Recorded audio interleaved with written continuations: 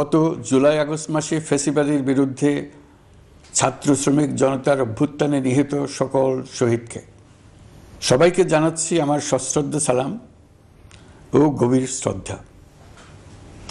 আরও স্মরণ করছি তাদের ফ্যাসিবাদী শক্তির বিরুদ্ধে লড়াই করে যারা আহত হয়েছে, পঙ্গুত্ব বরণ করেছে, চোখের দৃষ্টি হারিয়েছে, যারা ৯ দফা নিয়ে দাঁড়িয়েছে, যারা ১ দফা নিয়ে দাঁড়িয়েছে, যারা দেশকে এক হিংস্র স্বৈরাচারের হাত থেকে বাঁচিয়েছে।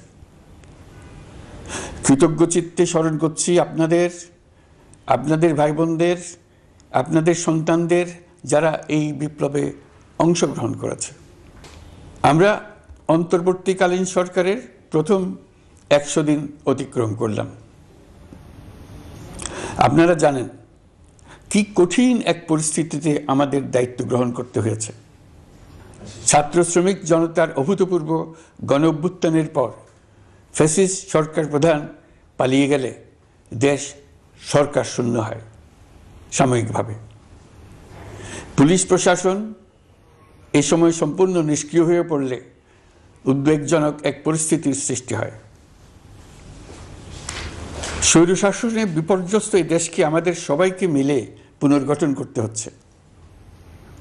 জুলাই আগস্ট বিপ্লবের পর আমরা এমন একটি দেশ হাতে পেয়েছি যার সর্বত্র ছিল বিশৃঙ্খলা। স্বৈরশাসন টিকিয়ে রাখতে আইন শৃঙ্খলা বাহিনীকে জনগণের মুখোমুখি দাঁড় করিয়ে দেওয়া হয়েছিল। বিপ্লব চলাকালে প্রায় ১৫০০ ছাত্র শ্রমিক জনতার শহীদী মৃত্যু হয়। আমাদের সরকার প্রতিটি মৃত্যুর তথ্য অত্যন্ত যত্নের সাথে জোগাড় করছে। এই বিপ্লবে আহত হয়েছে ১৯,৯৩১ জন। আহতদের জন্য ঢাকার ১৩টি হাসপাতাল সহ বিভিন্ন বিশেষায়িত হাসপাতালে চিকিৎসার ব্যবস্থা করা হয়েছে।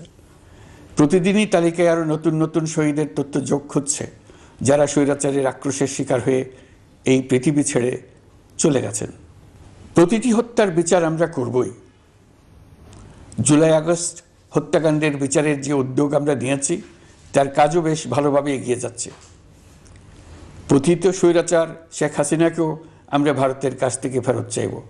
কেবল জুলাই আগস্ট হত্যাকাণ্ডই নয়, আমরা গত ১৫ বছরে সব অপকর্মের বিচার করব। অসংখ্য মানুষ গুম হয়েছে, খুন হয়েছে। এই সময় আমরা গুমের তদন্তে একটা কমিশন গঠন করেছি। কমিশন প্রধান আমাকে জানিয়েছেন অক্টোবর পর্যন্ত তারা ১৬০০ গুমের তথ্য পেয়েছেন। তাদের ধারণা এই সংখ্যা ৩৫০০ ছাড়িয়ে যাবে। অনেকেই কমিশনের কাছে গুমের অভিযোগ করতে ভয় পাচ্ছেন এই ভেবে যে অভিযুক্ত ব্যক্তিদের দ্বারা তারা আবার আক্রান্ত হতে পারেন, ক্ষতিগ্রস্ত হতে পারেন। আমি আপনাদের আশ্বস্ত করতে চাই, আপনারা দ্বিধাহীন চিত্তে কমিশনকে আপনাদের অভিযোগ জানান। কারো সাধ্য নাই আপনাদের গায়ে আবার হাত দেয়। গুম কমিশনের সদস্যদের কাছে ভুক্তভোগীদের যে বিবরণ আমরা পেয়েছি তা অত্যন্ত মর্মান্তিক। জুলাই আগস্টের বিপ্লবের পর ছাত্রছাত্রীরা শহর বন্দরের দেয়ালে দেয়ালে তাদের মনের কথা লিখেছে। তাদেরও আগে যারা গুমের শিকার হয়েছে প্রতিটি গোপন আস্তানার দেয়ালে দেয়ালে তারা লিখে গেছেন তাদের কষ্টের মর্মস্পর্শী বিবরণ।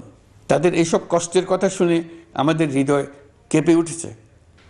এসবের সঙ্গে জড়িতদের আমরা বিচারের কাঠগড়ায় দাঁড় করাবই। অভিযুক্ত যত শক্তিশালী হোক, যে বাহিনীরই হোক, তাকে ছাড় দেওয়ার কোনো সুযোগ নেই। কেবল দেশে নয়, গুম, খুন ও জুলাই আগস্ট গণহত্যার সাথে জড়িতদের আমরা আন্তর্জাতিক আদালতেও বিচারের উদ্যোগ নিয়েছি। ইন্টারন্যাশনাল ক্রিমিনাল কোর্টের প্রধান কৌঁসুলি করিম খানের সঙ্গে আমার এই ব্যাপারে ইতিমধ্যে কথা হয়েছে। আইন শৃঙ্খলা রক্ষাকারী বাহিনীগুলোর কোনো সদস্য কিংবা অন্য কেউ যাতে হত্যা, গুম সহ এই ধরনের কোনো অপরাধে জড়িয়ে পড়তে না পারে, এই জন্য আমরা গুম বিরোধী আন্তর্জাতিক সনদে স্বাক্ষর করেছি। আপনারা দেখেছেন জাতিসংঘের আন্তর্জাতিক মানবাধিকার বিষয়ক হাই কমিশনার ফলকার তুর্ক সম্প্রতি বাংলাদেশ সফর করেছেন। জাতিসংঘ জুলাই আগস্ট হত্যাকাণ্ডের তদন্তে আমাদের সহযোগিতার হাত বাড়িয়ে দিয়েছেন। ডিসেম্বর প্রথম সপ্তাহে তারা আমাদেরকে তাদের রিপোর্ট হস্তান্তর করার প্রতিশ্রুতি দিয়েছে। অতীতের গুমের ঘটনাগুলো তদন্ত কাজেও আমরা নিয়মিত তাদের সঙ্গে যোগাযোগ রক্ষা করে চলেছি। মানবাধিকার রক্ষায় সহযোগিতা করতে ঢাকায় তারা তাদের জনবল বাড়ানোর প্রস্তাব দিয়েছে। আমরা এই প্রস্তাব গ্রহণ করেছি। প্রিয় দেশবাসী, আমি আগেও জানিয়েছি, আবারও জানাচ্ছি, গণ অভ্যুত্থানে সকল শহীদদের পরিবারকে পুনর্বাসন করা হবে, একজনও বাদ যাবে না। সকল আহত শিক্ষার্থী, শ্রমিক, জনতার চিকিৎসার সম্পূর্ণ ব্যয় সরকার বহন করবে। আহতদের দীর্ঘমেয়াদী এবং ব্যয়বহুল চিকিৎসা এবং শহীদদের পরিবারের দেখাশোনার জন্য স্বাস্থ্য মন্ত্রণালয়ের নেতৃত্বে একটি পূর্ণাঙ্গ তালিকা প্রস্তুত করা হয়েছে। প্রতিটি শহীদ পরিবারকে সরকারের পক্ষ থেকে 30 লক্ষ টাকা দেওয়া হচ্ছে। যারা বুলেটের আঘাতে তাদের দৃষ্টিশক্তি হারিয়েছেন, তাদের চিকিৎসার জন্য নেপাল থেকে কর্নিয়া আনার ব্যবস্থা করা হয়েছে এবং যাদের প্রয়োজন তাদেরকে সরকারের পক্ষ থেকে বিদেশে চিকিৎসার জন্য পাঠানো হচ্ছে। জুলাই অভ্যুত্থানের কোনো শহীদ এবং আহত ছাত্র, শ্রমিক চিকিৎসা সেবা এবং পুনর্বাসন পরিকল্পনা থেকে বাদ যাবে না। এটি অন্তর্বর্তীকালীন সরকারের অঙ্গীকার। এই গণ অভ্যুত্থানের শহীদের স্মৃতি ধরে রাখতে গঠিত জুলাই শহীদ স্মৃতি ফাউন্ডেশন বেশ পাকাপোক্তভাবে তাদের কাজ শুরু করেছে। এই ফাউন্ডেশনকে সরকার 100 কোটি টাকা অনুদান দিয়েছে। এছাড়াও জুলাই আগস্ট বিপ্লবে শহীদ পরিবারের পুনর্বাসন ও আহতদের সর্বোত্তম চিকিৎসা নিশ্চিত করার জন্য সমাজ কল্যাণ মন্ত্রণালয়ের পক্ষ থেকে $5 মিলিয়ন একটি বরাদ্দ প্রস্তাব অর্থনৈতিক সম্পর্ক বিভাগের মাধ্যমে বিশ্ব ব্যাংকে পাঠানো হয়েছে। পতিত স্বৈরাচার পুলিশকে দলীয় কর্মীর মতো ব্যবহার করেছে। বাধ্য হয়ে তাদের অনেকেই গণহত্যায় অংশ নিয়েছেন। খুবই স্বাভাবিক প্রতিক্রিয়া হিসেবে তারা জনরোষের শিকার হয়েছেন। এতে তাদের মনোবল অনেক কমে যায়। আমরা পুলিশের মনোবল ফিরিয়ে এনে তাদের আবার আইন শৃঙ্খলা রক্ষায় কাজে লাগানোর চেষ্টা করছি। এই ক্ষেত্রে অনেক দৃশ্যমান উন্নতিও হয়েছে। আইন শৃঙ্খলা রক্ষায় বাংলাদেশ সেনাবাহিনীকেও কিছু নির্বাহী ক্ষমতা দেওয়া হয়েছে, যা পরিস্থিতির দৃশ্যমান উন্নতিতে সহায়তা করেছে। আমি আপনাদের সবাইকে ধন্যবাদ জানাই। কঠিন এই সময়ে আপনারা সবাই অপরিসীম ধৈর্যের পরিচয় দিয়েছেন। ধন্যবাদ জানাই দেশের রাজনৈতিক দলের নেতৃবৃন্দকে। তারা তাদের কর্মীদের শান্ত থাকার আহ্বান জানিয়েছেন। প্রতিশোধ স্পৃহায় লিপ্ত হয়ে কেউ যাতে হানাহানিতে জড়িয়ে না পড়ে সেই আহ্বান জানিয়েছেন। আপনাদের সবাই এই আহ্বানে সাড়া দিয়েছেন।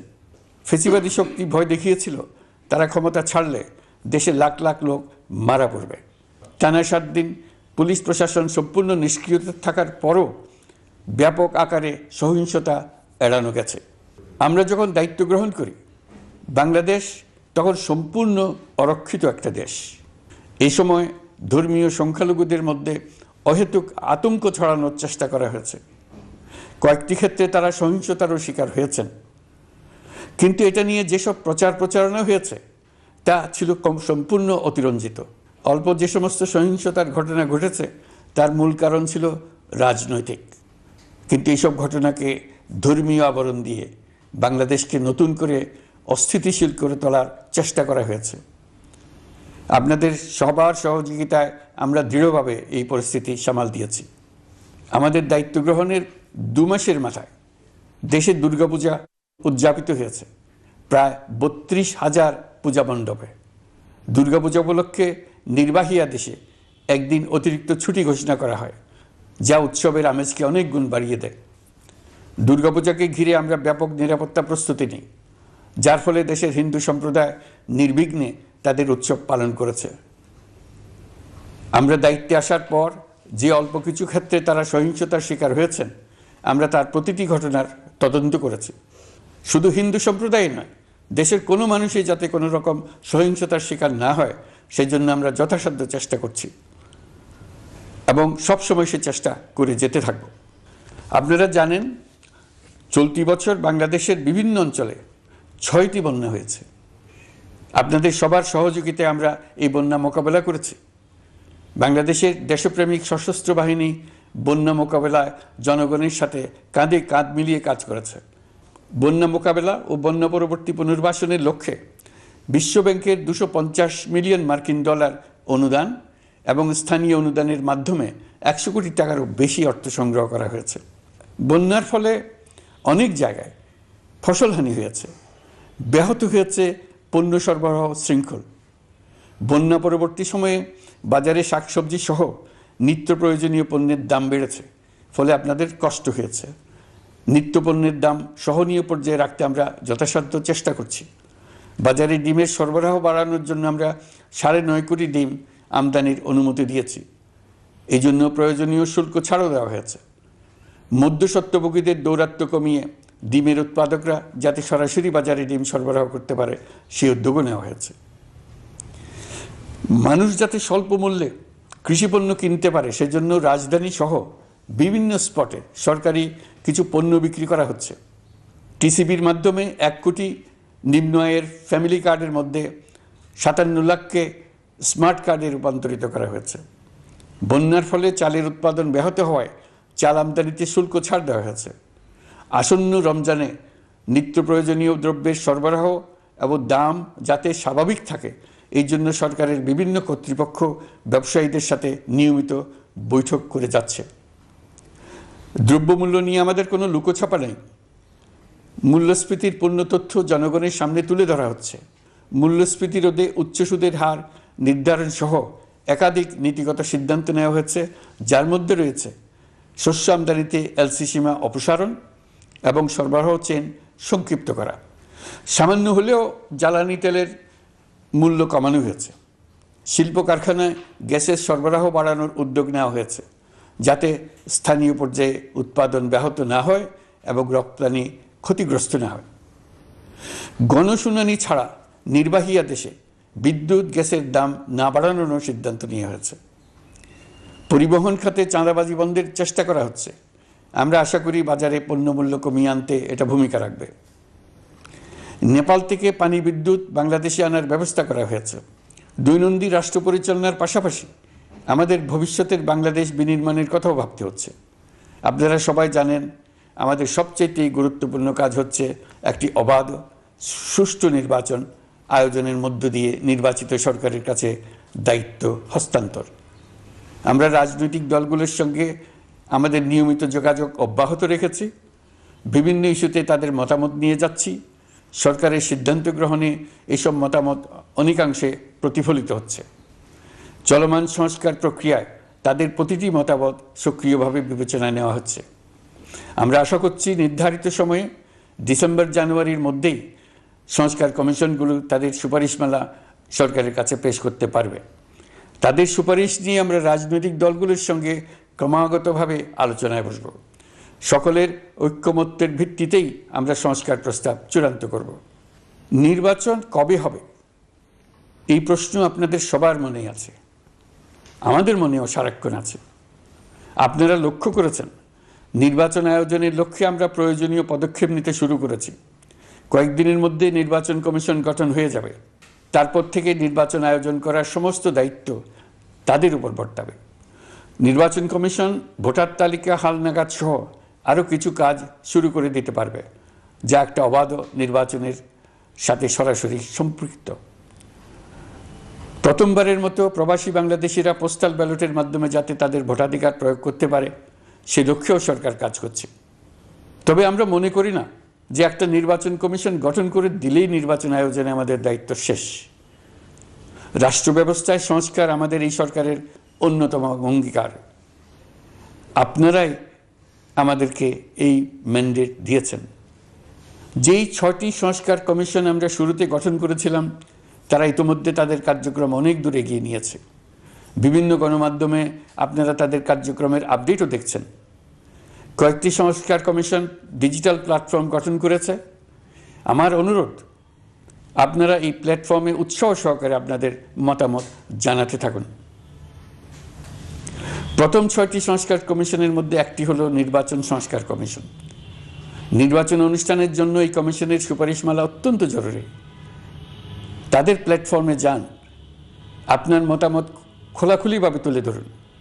আপনি দেশের মালিক, আপনি বলে দিন আপনি কি চান, কিভাবে চান। নির্বাচন নিয়ে আপনাদের সকল বক্তব্য বিনা দ্বিধায় বলতে থাকুন। আপনার মনের কথা তুলে ধরুন। আমার অনুরোধ সংস্কারের কথাটাও একই সঙ্গে বলুন। সংস্কারকে পাশ কাটিয়ে যাবেন না। নির্বাচনের কথা বলার সঙ্গে নির্বাচন ও অন্যান্য ক্ষেত্রে সংস্কারের কথাটিও বলুন। সংস্কার হলো জাতির দীর্ঘমেয়াদী জীবনী শক্তি। সংস্কার জাতিকে, বিশেষ করে আমাদের তরুণ তরুণীদের নতুন পৃথিবী সৃষ্টির সুযোগ দেবে। জাতিকে বঞ্চিত করবেন না। নির্বাচন আয়োজনে যে সংস্কার কমিশনের সুপারিশমালায় রাজনৈতিক দলসমূহ এবং দেশের সকল মানুষের মতামত অপরিহার্য, সেই কমিশন হলো সংবিধান সংস্কার কমিশন। এই সুপারিশমালার যে অংশ সকলের কাছে গ্রহণযোগ্য হবে তার ভিত্তিতে নির্বাচনী আইন সংশোধন করতে হবে। সমান্তরালভাবে ভোটার তালিকাও হালনাগাদ করার প্রক্রিয়া চলতে থাকবে।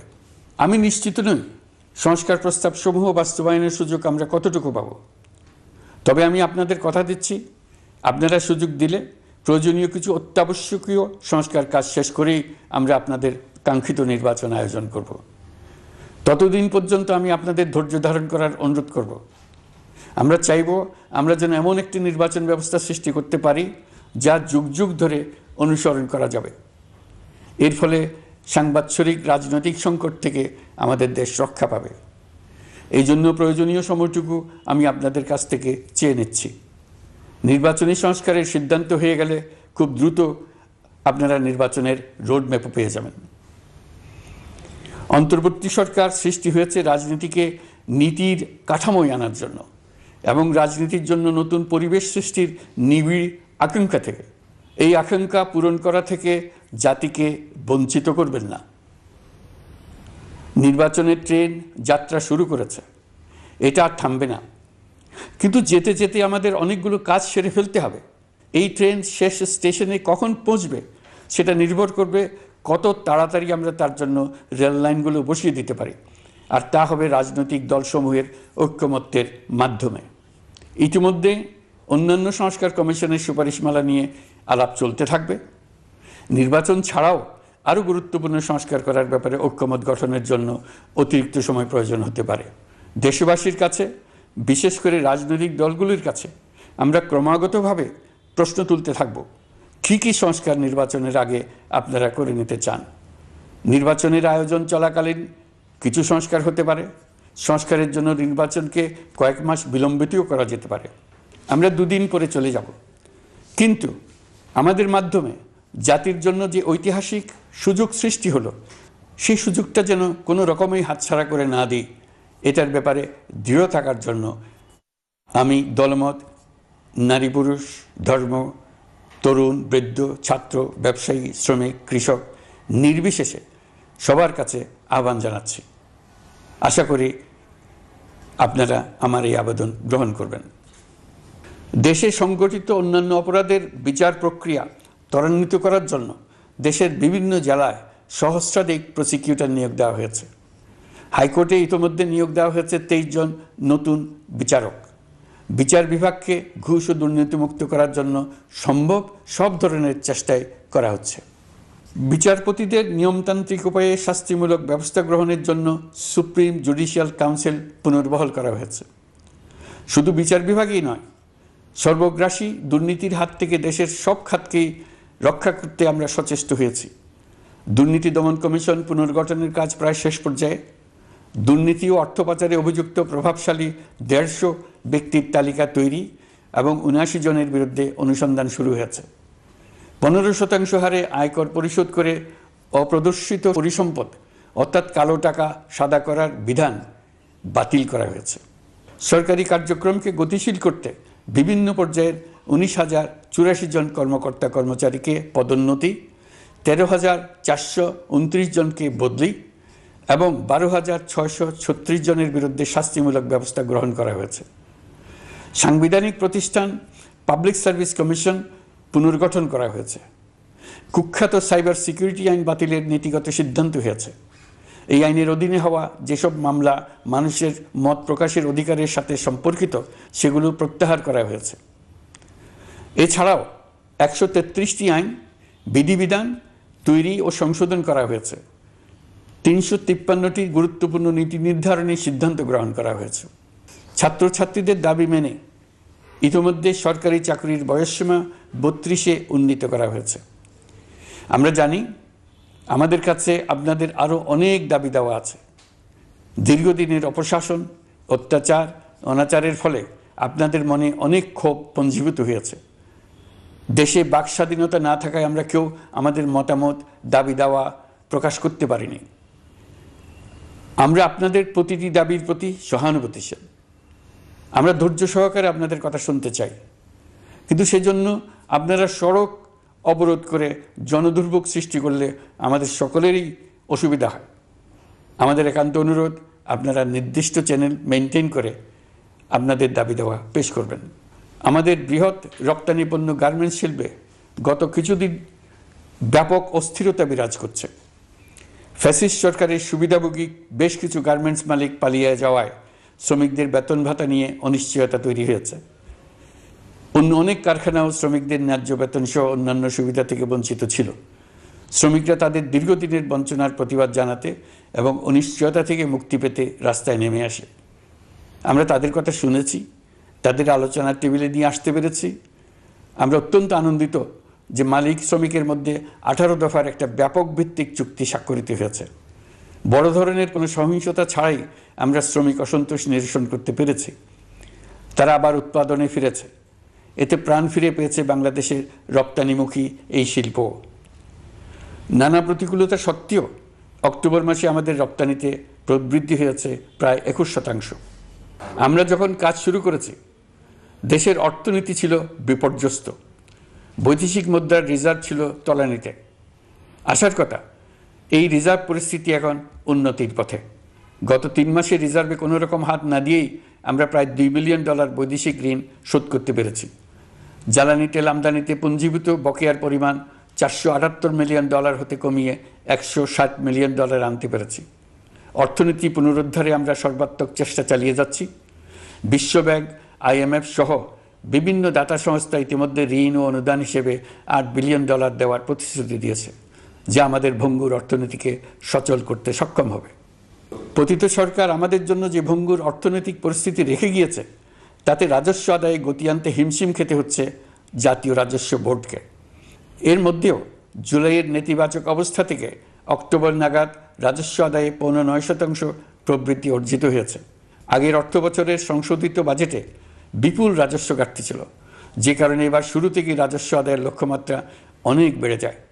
এর ফলে স্বৈরাচার পতনের পরবর্তী 3 মাসে 9.9% রাজস্ব বৃদ্ধির পরেও লক্ষ্যমাত্রার বিপরীতে 23%-এর বেশি ঘাটতি থেকে যায়।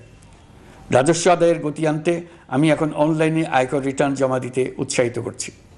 আন্তর্জাতিক সাহায্য সংস্থা, বিশ্বব্যাংক, IMF, UNDP ইত্যাদি প্রধানদের সঙ্গে আমার দীর্ঘ বৈঠক হয়েছে। তারাও বাংলাদেশকে নতুনভাবে এবং সর্বাত্মকভাবে সাহায্যের জন্য তাদের আগ্রহ ব্যক্ত করেছেন। চীনের পররাষ্ট্রমন্ত্রীর সঙ্গে একান্ত বৈঠকে চীনের পক্ষ থেকে যাবতীয় সাহায্যের আশ্বাস দিয়েছেন। 100 দিন আগে আর্থিক দিক থেকে আমরা যে লণ্ডভণ্ড অবস্থা থেকে যাত্রা শুরু করেছিলাম, সেটা এখন অতীত ইতিহাস হয়ে দাঁড়িয়েছে। এই 100 দিনে অর্থনীতি সবল অবস্থানে চলে আসছে। এটা সম্পূর্ণ নিজস্ব নীতিমালা দিয়ে হয়েছে। বলা বাহুল্য, এখনও আমাদের বন্ধুদের কাছ থেকে যে সাহায্যের আয়োজন হয়েছে তা আসা শুরু করেনি। বন্ধু রাষ্ট্রগুলো শুধু যে আমাদের বড় বড় অঙ্কের সাহায্য দিয়ে আসছে তাই নয়, তারা এই সাহায্য দ্রুততম সময়ে আসা শুরু করবে এই প্রতিশ্রুতিও আমাকে দিয়েছেন। এই সাহায্য আসা শুরু করলে আমাদের অর্থনীতি অত্যন্ত মজবুত এবং আকর্ষণীয় অর্থনীতিতে পরিণত হবে। বিদেশি বিনিয়োগকারীরাও নানা রকম বিনিয়োগে উৎসাহিত হয়ে এগিয়ে আসবে। বিনিয়োগকারীদের সঙ্গে এখন থেকে আমরা আলোচনা শুরু করে দিয়েছি। বিশ্বের রাষ্ট্রপুঞ্জের মজলিসে আমরা এখন সম্মানিত এবং প্রশংসিত দেশের অবস্থানে পৌঁছতে পেরেছি। এর কারণে পরাজিত শক্তি নানা কৌশল করেও তাদের দিকে দৃষ্টি আকর্ষণ করতে পারছে না। তারা নানা চেহারা নিয়ে আপনাদের প্রিয়পাত্র হওয়ার চেষ্টা করছে। পরাজিত শক্তির ষড়যন্ত্র থেকে নিজেকে মুক্ত রাখুন, দেশকে মুক্ত রাখুন। এই ব্যাপারে অনড় থাকুন। এমন কিছু করবেন না যা তাদেরকে উৎসাহিত করতে সাহায্য করে। তাদেরকে সকল দিক থেকে নিরাশ করুন। সেটা নিশ্চিত করতে পারলে আমাদের আর কোনো বিষয়ে সংশয় করার প্রয়োজন নেই। সরকারের পক্ষ থেকে আমি নিশ্চয়তা দিচ্ছি, সকল প্রকার সীমাবদ্ধতা সত্ত্বেও আমরা আপনাদেরকে একটা মজবুত অর্থনীতি দিয়ে যাব। ভবিষ্যতে চলার পথকে সহজগম্য করে যাব। নাগরিক অধিকারসমূহ নিশ্চিত করে যাব। বিপক্ষ শক্তি যত শক্তিশালী হোক, নাশকতার যত রকম উদ্ভট পরিকল্পনাই করুক, সব কিছু নস্যাৎ করার জন্য প্রস্তুত থাকুন। এবার যে মুক্তি আমরা অর্জন করেছি তা আমাদের কাছ থেকে কেউ যেন ছিনিয়ে নিতে না পারে, তার জন্য সর্বমুহূর্তে প্রস্তুত থাকুন। আপনারা জেনেছেন পতিত সরকার ও তার দোসররা প্রতি বছর দেশ থেকে 12 থেকে 15 বিলিয়ন ডলার পাচার করেছে। দুর্নীতি বিরোধী সংস্থা ট্রান্সপারেন্সি ইন্টারন্যাশনাল বাংলাদেশ সম্প্রতি এই তথ্য দিয়েছে। পাচার হয়ে যাওয়া এই অর্থ ফিরিয়ে আনার জন্য সম্ভব সকল ধরনের উদ্যোগ আমরা গ্রহণ করেছি। এই কাজে সফল হতে পারলে আমাদের অর্থনীতি আরও গতি পাবে। এই কাজে আমরা বিভিন্ন আন্তর্জাতিক সাহায্য সংস্থার সাহায্য দিচ্ছি। আমি ধন্যবাদ জানাতে চাই বিশ্ব নেতৃবৃন্দকেও। বাংলাদেশের এই সংকটময় সময়ে তারা প্রায় সবাই সহযোগিতার হাত বাড়িয়ে দিয়েছেন। আমি যখন সেপ্টেম্বরে জাতিসংঘের সাধারণ পরিষদের অধিবেশনে যোগ দিই, সে সময় মার্কিন যুক্তরাষ্ট্র, European Union, Canada, Italy, Holland, জাতিসংঘের মহাসচিব সহ বিশ্বের অনেক দেশের সরকার প্রধানের সঙ্গে আমার বৈঠক করার সুযোগ হয়। তারা স্বতঃস্ফূর্তভাবে আমাদের প্রতি সর্বাত্মক সহযোগিতা প্রদানের অঙ্গীকার ব্যক্ত করেছেন। নেপাল, মালদ্বীপ, পাকিস্তান সহ প্রতিবেশী বেশ কয়েকটি দেশের সরকার প্রধানের সঙ্গে আমার বৈঠক হয়েছে, যেখানে আমি সার্ককে পুনর্জীবিত করার কথা বলেছি। দেশে ফিরে আসার পর এসব দেশের রাষ্ট্রদূতগণ যারা ঢাকায় আছেন স্বতঃপ্রবৃত্ত হয়ে আমার সঙ্গে দেখা করে তাদের সরকার প্রধানদের অঙ্গীকার পুনর্ব্যক্ত করে গেছেন। তারা সম্পূর্ণ নতুনভাবে আমাদের জন্য সহায়তার নতুন ছক তৈরি করার কাজ শুরু করেছেন। যেসব রাষ্ট্রদূত দিল্লিতে অফিস করেন তারা দিল্লি থেকে এসে দেখা করে গেছেন। ইউরোপিয়ান ইউনিয়নের 20 দেশের 20 জন রাষ্ট্রদূত দিল্লিতে থাকেন, 7 দেশের 7 রাষ্ট্রদূত ঢাকায় আছেন। দিল্লি থেকে একসঙ্গে 20 জন রাষ্ট্রদূত সহ মোট 27 রাষ্ট্রদূত সমবেতভাবে আমার সঙ্গে বৈঠক করার জন্য আগামী কয়েকদিনের মধ্যে ঢাকায় আসছেন। আগে কখনো ইউরোপিয়ান ইউনিয়নের 27 জন রাষ্ট্রদূত একত্র হয়ে সরকারের সঙ্গে আলোচনায় বসেনি। দিল্লি থেকে এই বিশাল সংখ্যক রাষ্ট্রদূত একসঙ্গে বৈঠক করার জন্য কোনোদিন আসেনি। এবার এই কাজটি করার পেছনে আছে ইউরোপিয়ান ইউনিয়নের সমর্থন প্রকাশ করা এবং অর্থনৈতিক ক্ষেত্রে উচ্চ পর্যায়ের সহযোগিতা গড়ে তোলা। ইতিমধ্যে আমার সঙ্গে দেখা করেছেন সৌদি আরব, সংযুক্ত আরব আমিরাত, ব্রাজিল, তুরস্ক, রাশিয়া, ফিনল্যান্ড, সিঙ্গাপুর, লিবিয়া সহ অনেক দেশের রাষ্ট্রদূত। দ্বিপাক্ষিক নানা সহযোগিতা সহ বাণিজ্য বিনিয়োগ বৃদ্ধির আশ্বাস তারা দিয়েছেন। আমরা প্রবাসী বাংলাদেশিদেরও বেসরকারি খাতে বিনিয়োগ করার জন্য আহ্বান জানাচ্ছি। বাংলাদেশের অর্থনৈতিক উন্নয়নে তরুণদের কর্মসংস্থানের মূলে রয়েছে বেসরকারি খাত। আমাদের বিনিয়োগ বোর্ডের নির্বাহী চেয়ারম্যান 2 শতাধিক বেসরকারি প্রতিষ্ঠানের প্রধান নির্বাহী, উদ্যোক্তা ও বিনিয়োগকারীর সঙ্গে পৃথক পৃথকভাবে বৈঠক করেছেন। নীতির ধারাবাহিকতার অভাব, সরকারি বেসরকারি পর্যায়ে মত বিনিময়ের অভাব, সরকারি অফিসের জটিল প্রক্রিয়া এবং সর্বোপরি দুর্নীতি বিদ্যমান বিনিয়োগকারীদের সমস্যায় ফেলেছে। বিনিয়োগকারীদের উদ্বেগ নিরসনে আমরা অনেকগুলো কাজ করেছি। ইতিমধ্যে সত্যিকারের ওয়ান স্টপ সার্ভিস চালু হয়েছে। বিনিয়োগ সংক্রান্ত চ্যালেঞ্জ সমাধানে আন্তঃমন্ত্রণালয় কমিটি গঠন করা হয়েছে। বেসরকারি খাতের উপদেষ্টা কাউন্সিল ও ডিজিটালাইজেশনের মাধ্যমে সরকারি অফিসে না এসে প্রয়োজনীয় কর্মসম্পাদনের পদক্ষেপ নেওয়া হয়েছে। বিনিয়োগ উন্নয়ন সংস্থা আমাদের অগ্রগতির বিষয়ে সবাইকে মাসিক ভিত্তিতে আপডেট করে যাচ্ছে। আমরা প্রবাসীদের কল্যাণে কাজ করছি। আমার অনুরোধে সংযুক্ত আরব আমিরাত সাজাপ্রাপ্ত 57 জন সহ অন্যান্য বাংলাদেশিকে মুক্তি দিয়েছে। এইসব বাংলাদেশি যাবজ্জীবন কারাবাসের ঝুঁকি নিয়ে ফেসিবাদের বিপক্ষে প্রতিবাদ করেছিল। বাংলাদেশিরা এরকম প্রতিবাদ আরও অনেক দেশেই করেছেন। আমরা তাদের প্রতি কৃতজ্ঞ। কয়েকদিন আগে বাকুতে সংযুক্ত আরব আমিরাতের প্রেসিডেন্ট জনাব শেখ মোহাম্মদ বিন জায়েদ আল নাহিয়ানের সঙ্গে আমার কথা হয়েছে। তাকে বাংলাদেশের পক্ষ থেকে ধন্যবাদ জানিয়েছি। তিনি বলেছেন বাংলাদেশের জন্য যে কোনো সাহায্য লাগলে আমি যেন তাকে জানাই। প্রবাসীদের কল্যাণে আমাদের সরকার সম্ভব সব ধরনের উদ্যোগ গ্রহণ করে যাচ্ছে। আপনারা জানেন মালয়েশিয়ার প্রধানমন্ত্রী আনোয়ার ইব্রাহিম সম্প্রতি বাংলাদেশ সফর করেছেন। 18,000 বাংলাদেশি যারা সব ধরনের আনুষ্ঠানিকতা মেনে চলার পরেও স্বৈরাচারী সরকারের অব্যবস্থাপনার জন্য মালয়েশিয়া যেতে পারেন নাই, তিনি তাদের জন্য মালয়েশিয়ার দ্বার আবার উন্মুক্ত করার আশ্বাস দিয়েছেন। এই লক্ষ্যে আমরা কাজও শুরু করেছি। আপনারা জেনে থাকবেন মালয়েশিয়া আগামী বছর দক্ষিণ পূর্ব এশিয়ার আঞ্চলিক সহযোগিতা সংস্থা আসিয়ানের চেয়ারম্যানের দায়িত্ব নিতে যাচ্ছে। আমরা ইতিমধ্যে আসিয়ানের সদস্য পদের জন্য আবেদন করেছি। মালয়েশিয়ার প্রধানমন্ত্রী আমাদের আবেদন সক্রিয়ভাবে বিবেচনার আশ্বাস দিয়েছেন। একই ধরনের আশ্বাস আমরা পেয়েছি ইন্দোনেশিয়া থেকেও। ইন্দোনেশিয়ার পক্ষ থেকে সে দেশে রাষ্ট্রীয় সফরে যাওয়ার জন্য আমাকে অনুরোধ করেছে। সৌদি আরব সহ বিশ্বের আরও অনেক দেশ আমাদের সঙ্গে সহযোগিতা বৃদ্ধির প্রস্তাব দিয়েছে।